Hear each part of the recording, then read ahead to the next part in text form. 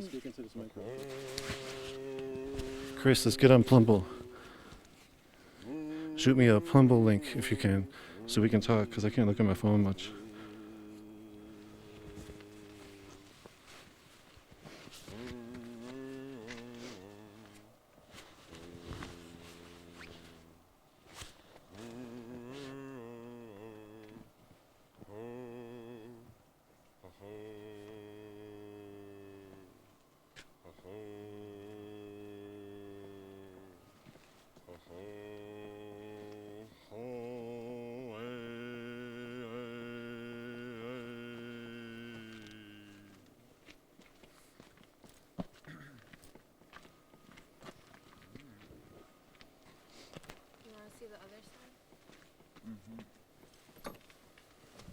Oh, fuck yeah. The other side. Cha-cha. Dude, that's badass. That's fucking wild. Other side. That is fucking awesome. The other side. Everyone get our food.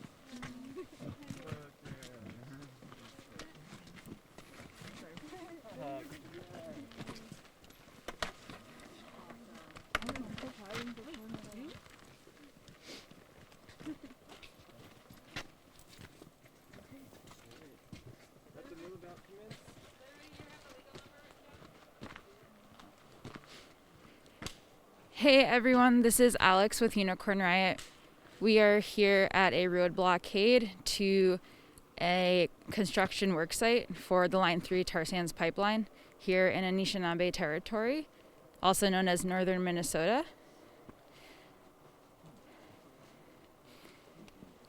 About 4 or 5 miles away, there's another blockade there as well. So water protectors here today have the goal of blocking as many access points to some work sites as possible.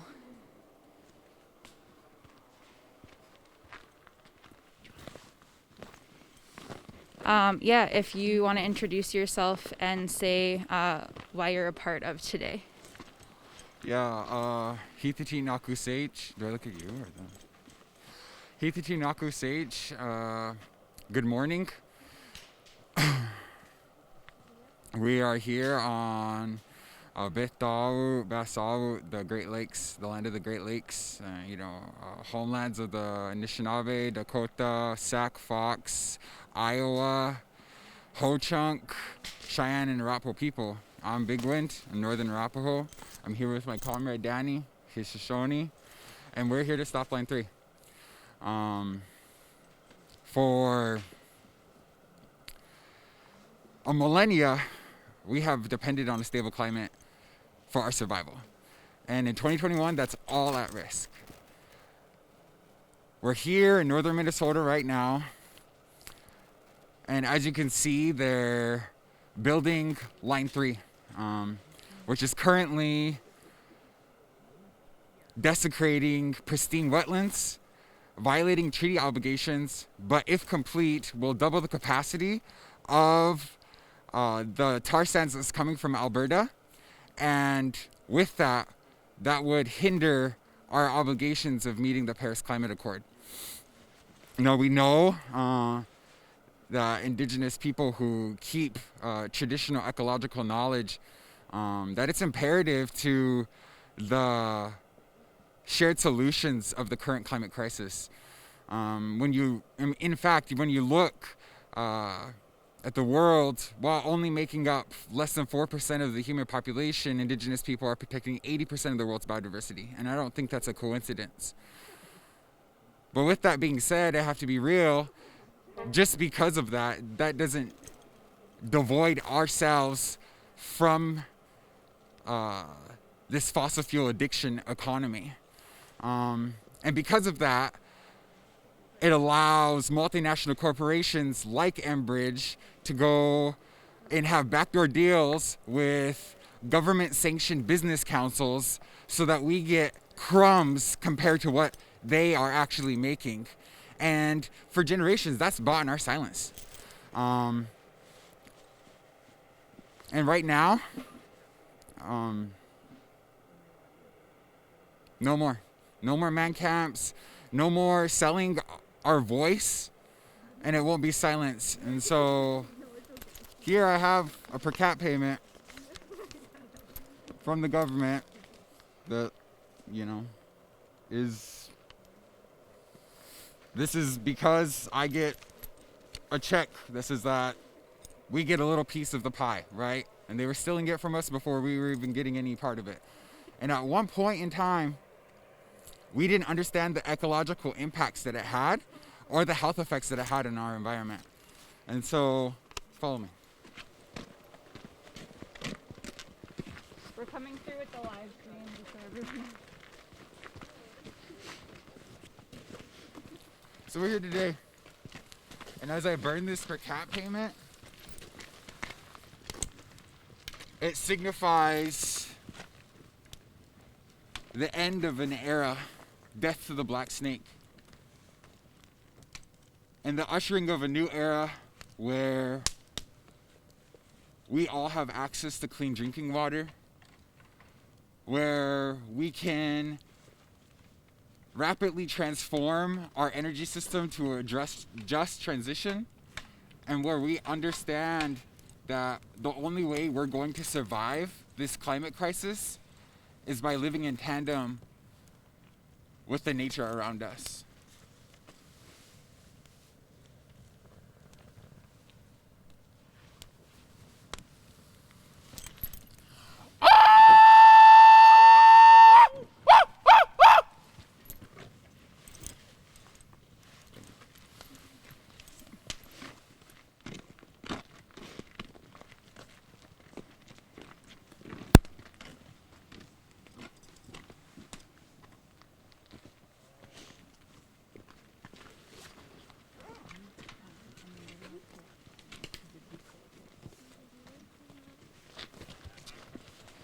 Want to talk? And then here's the other water protector who is going to be locking down to this vehicle right here. You can introduce yourself and then say why you're here today. All right, I'm Danny LeClaire. I'm here to help stop Line 3 because if this goes through, it's going to affect the headwaters of the Mississippi, along with all the water that the Mississippi touches. Everything, all the lakes, all the streams, everything that it goes to, and then that by extension affects all the plants, the animals, the fish, the birds, the humans which have forgotten, the humans that are living on this land that have forgotten the importance of water, and in that turn, it'll affect the whole continent, the whole country. If some people need to understand it in that way, it'll affect this nation. It's like a lot of people don't get it because they just see money and they only think of money. The only way we gotta speak to them so they can understand is that it'll affect this nation and cause damage and irreversible damage to this nation, this country that they call America. It's gonna do real bad damage to that, and when that happens, this country is gonna be in real turmoil because we can't live without water. You cannot live 4 days without water, otherwise you will die. It's like, we need water, we need to protect it. If we don't protect it, then there's nothing left after that. Yeah, that's why I'm here to help stop it. Thank you for talking. Can I ask you one question?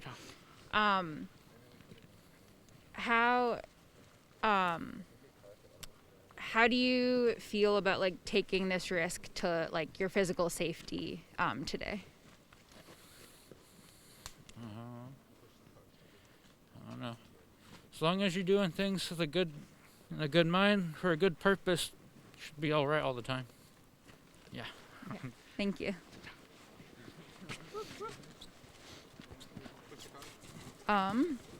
So yeah, this banner says doomed to Line 3 or doomed to us all. And similar to what Danny was just saying, if the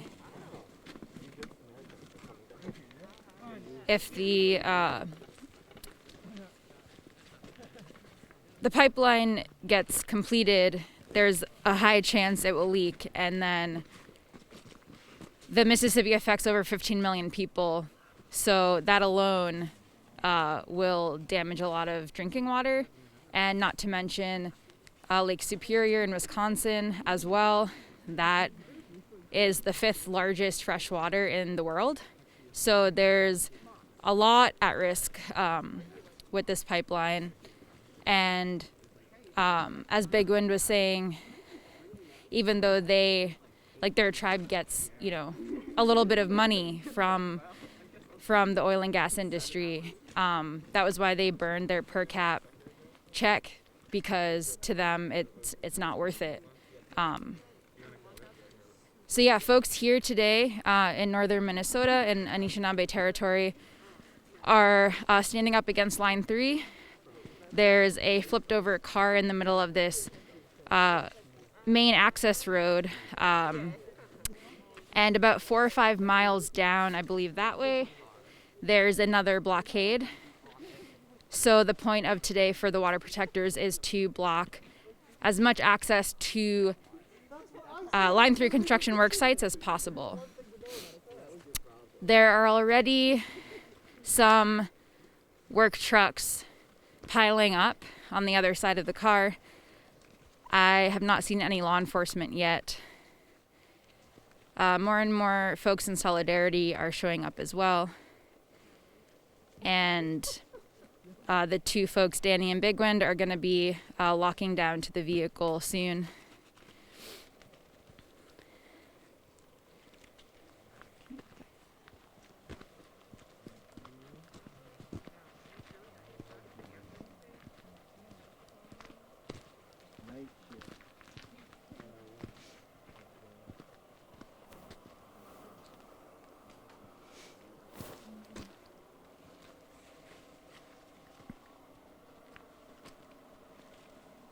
And this sign says Manuman is life.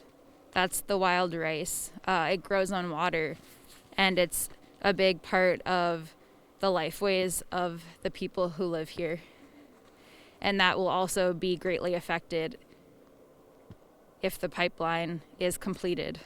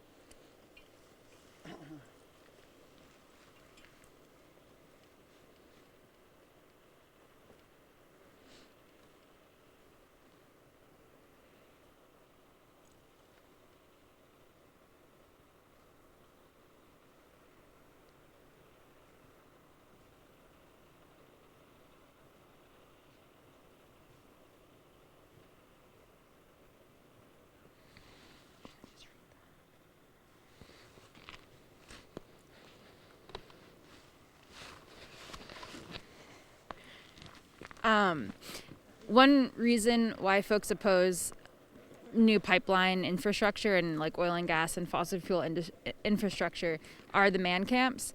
And actually, a few days ago, 2 arrests were made in a human trafficking sting, and the 2 people were Line 3 workers. So that just goes to show that when thousands of out-of-state workers come to a place where they don't have any connection to, as water protectors say, to harm the land, to desecrate the land, the people who come in to do that tend to also mistreat and harm the humans who also are on this land. And there are a lot of statistics to show that that's the case at man camps that spring up when pipeline infrastructure is built.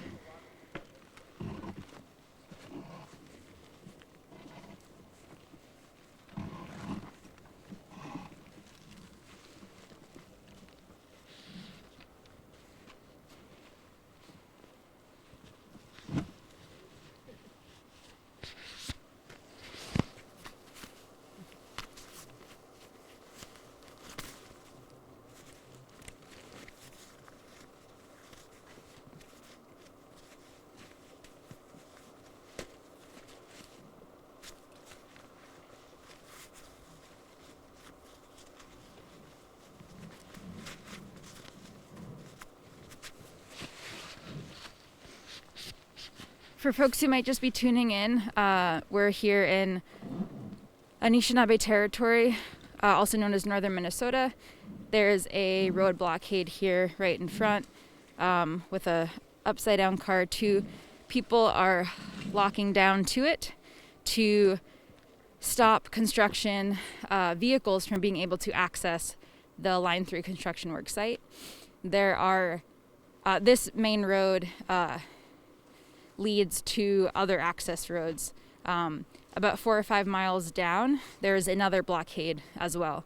So water protectors here today are trying to halt as much work as possible. And this area, there's a lot of wetlands, and the Mississippi River is nearby as well. And this pipeline, which is being built, is a new pipeline, even though Enbridge says it's a in addition to their previous one. It's actually a completely new tar sands pipeline. It's going to be pumping over 900,000 barrels of oil a day, which is more than the Keystone XL would have pumped daily. And it's going to be going over the Mississippi 2 times. It's going to be crossing over 800 wetlands and over 200 bodies of water.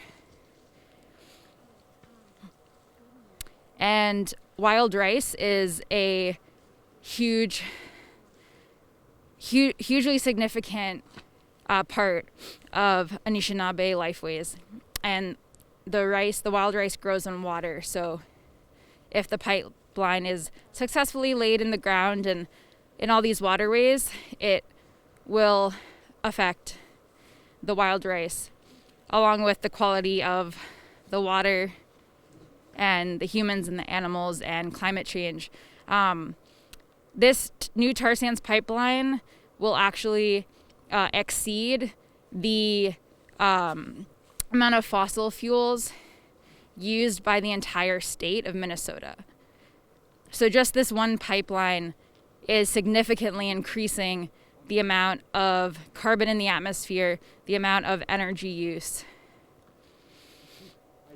And it's interesting because the tar sands industry is actually not doing well financially either. So that's why they have to do everything in excess to try to make a profit, because they're actually big corporations not doing so well in the tar sands industry right now. And all of this oil is going to be exported, so it's not going to be staying in this country. So again, we are here covering this blockade. We're going to be checking out the other one in a bit also. Right now there's a few work trucks piling up.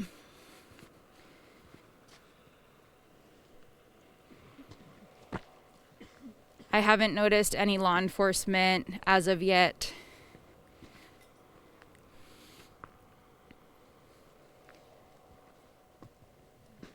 I don't believe it's even 7 a.m. Central yet, but it's around that time.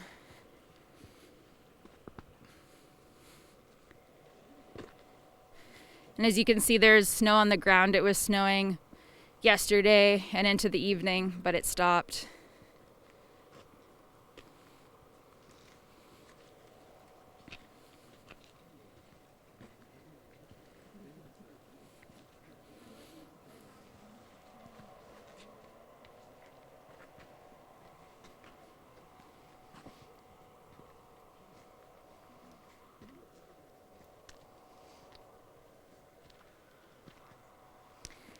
And in addition to the water that will likely be polluted because of the statistics of how many pipelines spill, especially Enbridge pipelines, the tar sands mining process wastes a ton of water as well. It takes about 3 to 4 barrels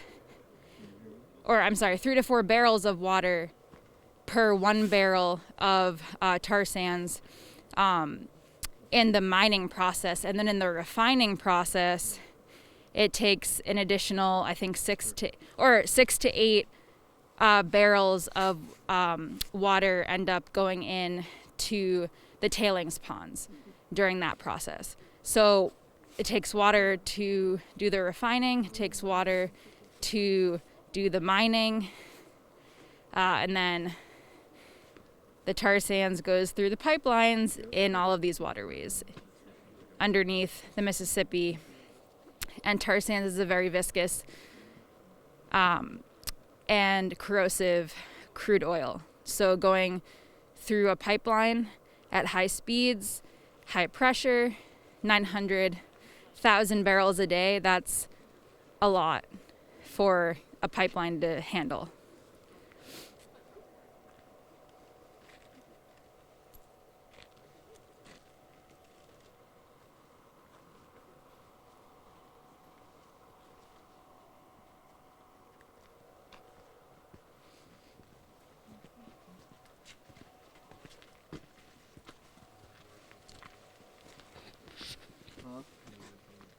Now it's up. Hell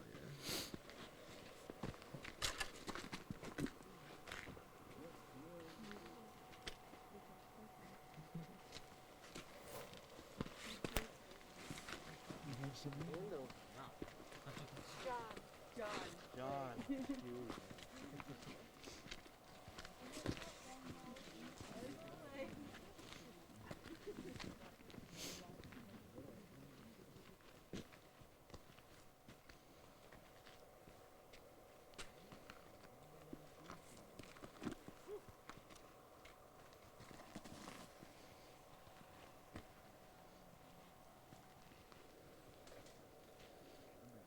Some of these signs say tar sands, bloody hands, every pipeline has a body count, protect water, kill the black snake, tar sands kill, for future generations.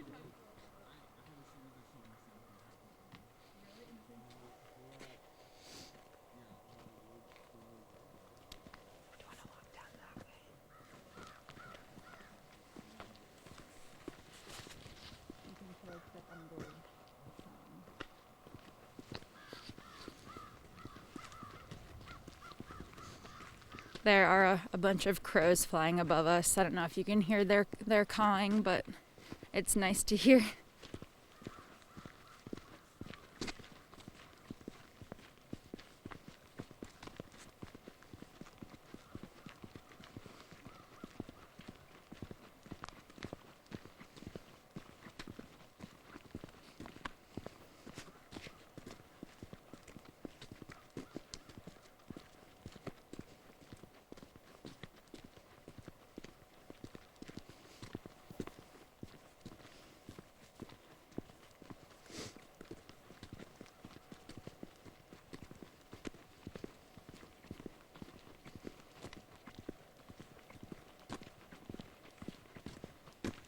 So we're just walking to the beginning of this access road.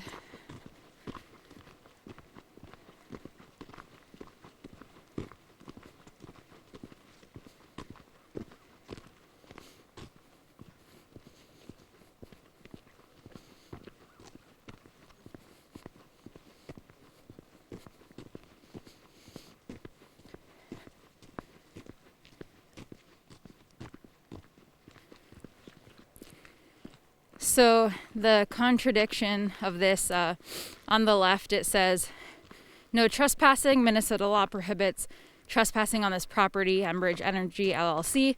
And then right across the street, it says state forest lands. So on the right is all state forest land. And I mean, the left might be too, but just to show that this is state forest land, yet Enbridge is building their tar sands pipeline on it. And then someone put in a protect our water, no line 3 sign as well.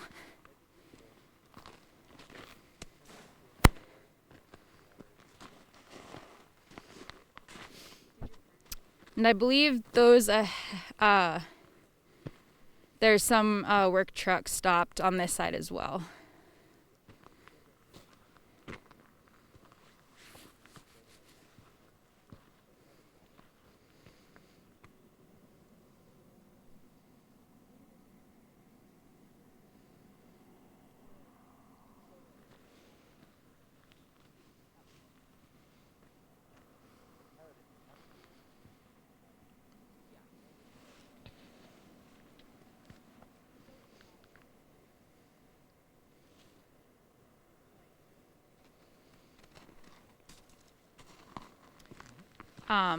Yeah, right there, there's some work truck stopped.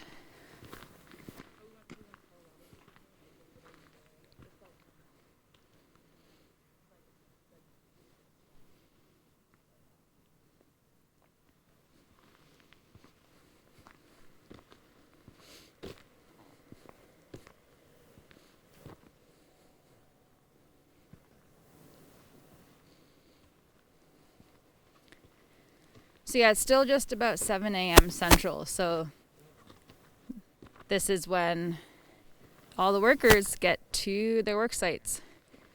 So I'm sure that line's gonna be getting much bigger.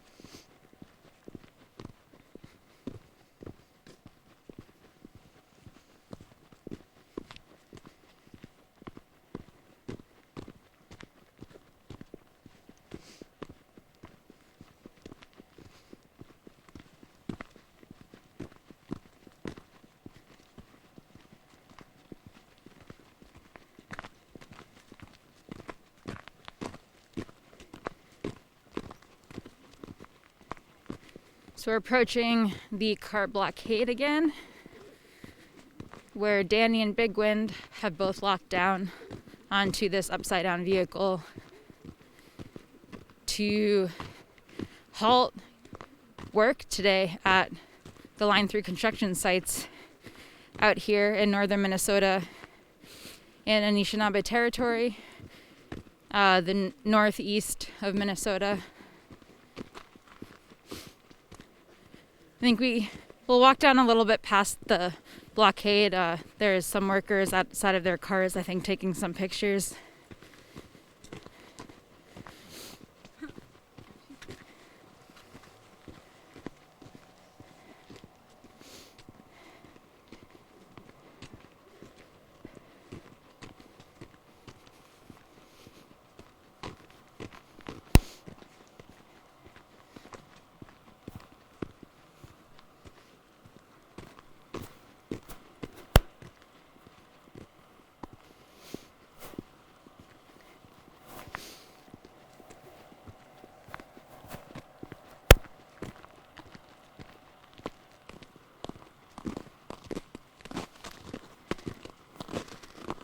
hard to tell how many trucks there are because I think they're pretty big trucks, but I think there are at least 3.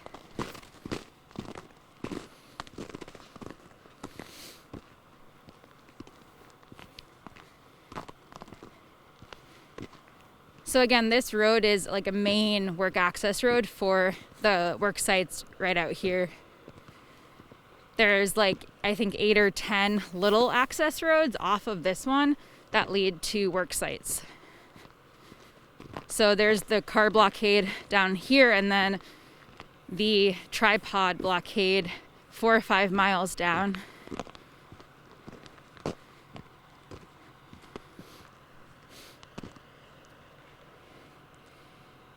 So yeah, some workers out of their cars.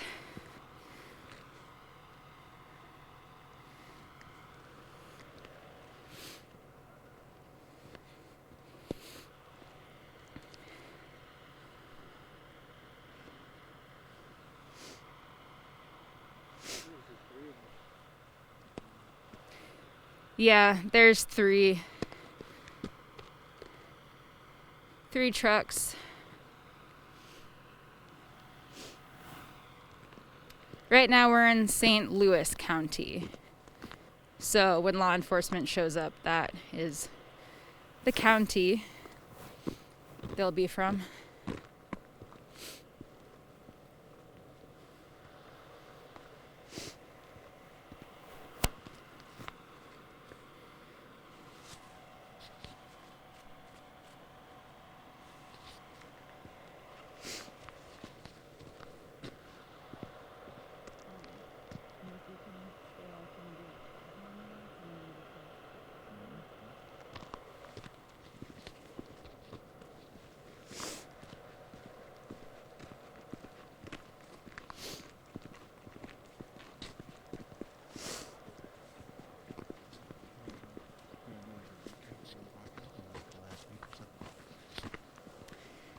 So up here in northern Minnesota and Anishinaabe territory, there have been a few different actions taking place.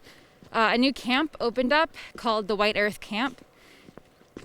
And they had a treaty action a few days ago on Sunday to assert their treaty rights that are still in place, yet the state and corporations don't act like they're in place.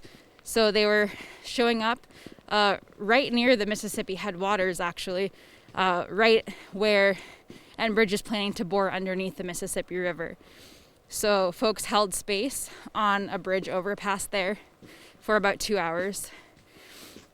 And the week before that, or on Friday, there was a few stoppages, blockades in the road that people partook in, where some trucks were stopped from getting to work at a few different places at a time.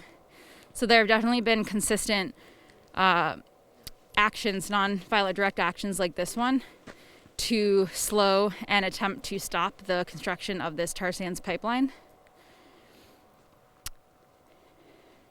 Again, this is a upside down vehicle that Danny and Big Wind are locked to, and they plan to remain here as long as possible. And there's another one about 4 or 5 miles away doing the same, blocking this main access road. And we're going to check that one out here in a bit. Thank you for watching. We'll be back up soon.